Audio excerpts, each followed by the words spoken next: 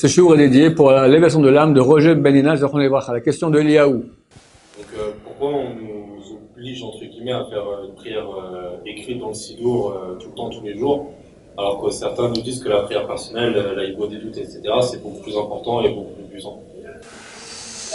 C'est clair, il n'y a aucun doute là-dessus, que en ce que Dieu nous ordonne par le biais des rabbins, et ce qu'il est juste bien de faire, ce qui est ordonné, passe avant ce qui est bien de faire. C'est évident. Et le beau des doutes, on va en parler, c'est bien. Mais en aucun cas au dépend de ce que Dieu nous a obligés de faire. Qu'est-ce que Dieu nous a obligés de faire? Pas que le Shema Israël avec les tefs comme certains font le matin ou encore une amida vite fait. Depuis lequel on le connaît voté, on est au début des korbanot. C'est environ 10 pages qui sont écrites là-bas, pas parce qu'il y avait de la place dans le sidour, c'est pas quoi y mettre, alors on a mis des textes que personne ne lit. Donc pas au doux, il y en a qui commencent à Shem Meler, d'accord, tout ça, ça va pas. Une vraie prière se fait depuis Elokel Monakoenu jusqu'à Al-Mushaber, la fin de Al-Mushaber. Ok? À quel point c'est important, pour que tu comprennes une petite idée. Et la Chassidut. Chassidut, en fait, c'est un enseignement qui provient de Rabbeinu Hari, la Kabbalah. Rabbeinu Hari met un accent extrêmement grand sur tremper au mikvé tous les jours. Énorme. Ça purifie, ça.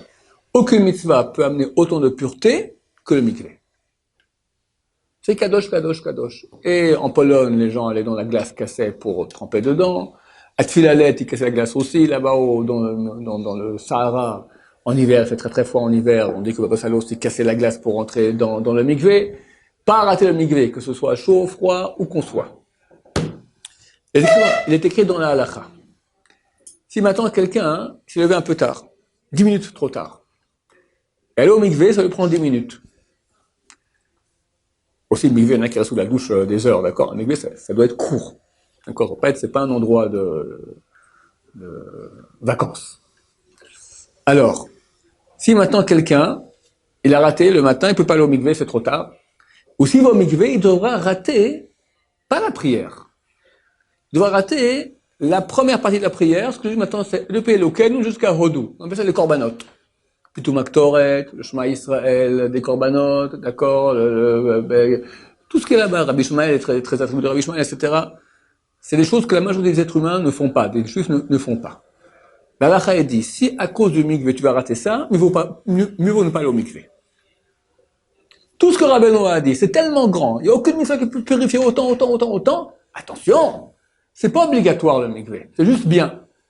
Mais en aucun cas un juste bien, jamais, ça n'existe pas assez. Il faut comprendre parce que les gens qui se nouveau en Torah, ils ont tendance à aimer ce qui est bien au dépend de ce qui est essentiel, ce qui est obligatoire.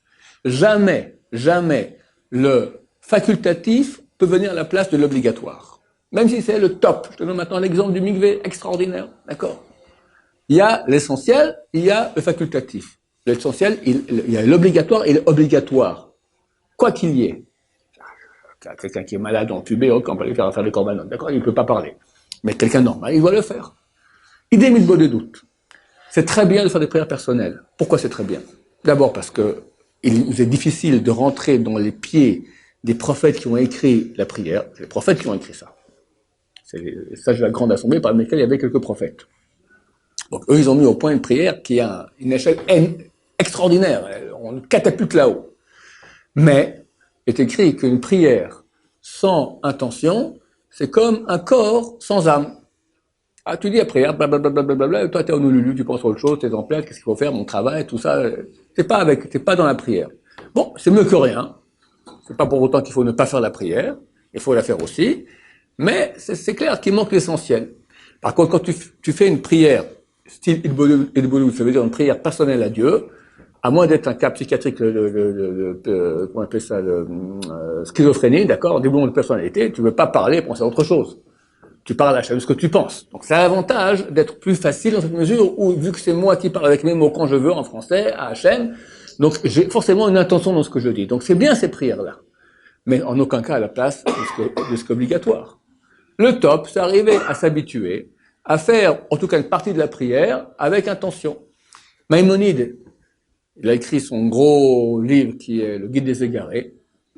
Là-bas, il a fait une seule annotation. Dans tout ce gros livre, annotation. c'est dans le chapitre, vous pouvez le voir là-bas, ça vaut la peine de lire une fois ça dans sa vie, dans le chapitre 51 du portail 3. Il y a 3 portails, 1, 2, 3. Chapitre 51, mais annotation. Il explique là-bas que notre relation avec Hachem se fait grâce à la conscience d'Hachem. La raison. Je pense à Hachem, donc je suis en contact avec lui. Je ne pense pas à Hachem, je ne suis pas en contact avec lui. Et il dit, si tu vas arrêter de penser à Hachem, tu vas atrophier cette ligne, d'accord, que tu as, qui te branche avec Hachem, au point où tu seras comme un bûcher qui coupe du bois dans la forêt.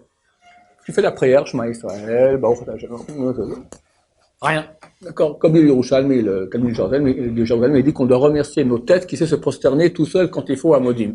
Parce que toi, t'es pas là, t'es à Honolulu, d'accord. Et à Modim, toujours, elle se prosterne comme il faut. Il faut la remercier, la tête. T'es plus en contact avec Hachem, c'est rien. Comment faire, dit le Rambam, Maïmonide. Il explique ça à son fils. Je vais te dire maintenant comment faire. Une technique de travail pour arriver à être en contact avec Hachem. Il dit pendant des années, tu vas travailler à dire Shema Israël en entier, en pensant ce que tu dis. Et la Hamida, tu vas essayer de, en plus de la première bracha où l'intention est obligatoire, c'est de rajouter le maximum de brachot avec intention. Il laisse tomber tout le reste. Après, quand tu auras déjà ça, tu vas commencer à développer beaucoup plus. On parle de Maïmonide, c'est un géant de géants, il y a 1000 ans, d'accord? Donc, voilà maintenant comment travailler sur ce qui est obligatoire et essentiel. Et les deux choses les plus obligatoires et plus essentielles de notre prière, c'est le Shema Israël le matin et l'Amida. Eux, les faire avec le maximum d'intention. C'est difficile, c'est un boulot d'années pour des grands comme Maïmonide et son fils. Donc, nous aussi, on va se gratter ce qu'on peut, ok? Maintenant, à côté, faire de l'aide bodé, c'est quoi l'aide bodé doute? C'est pas une invention d'Arbi Nachman de Breslav. Déjà, le Charim, il en parle. C'est être seul pour faire le bilan personnel. Où je suis dans ma vie, qu'est-ce que je fais? Et demander à Hachem ce dont j'ai besoin. Très bien. Pas des heures. C'est une notion de B'Tut Torah, d'accord? Il faut étudier la Torah, il faut faire sa prière. Mais le faire, c'est certain que c'est bien.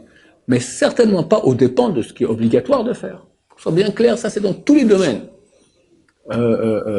Ici, Yeshiva, il y a des gens c'est un grand SRA qui est très connu dans les yeshivot. C'est très bien d'étudier après le minuit juif. La meilleure période au niveau mystique kabbalistique, c'est après le minuit juif. Dans les yeshivot israéliennes, le minuit juif. Aujourd'hui, c'est à 11h50, environ 11h50. Le minuit. Mais minuit, c'est 12h00, d'accord, sur la montre. Chatzot, le minuit des Juifs, d'accord? Pardon? Je vais expliquer. Bon, le minuit juif, c'est quoi? C'est exactement 12 heures pile après le midi. C'est quoi le midi? Le moment où le soleil est au zénith, au niveau le plus haut de sa course. Ok? Dès ce moment-là, au niveau mystique, d'accord? La nuit, le début de la nuit, c'est les forces de rigueur.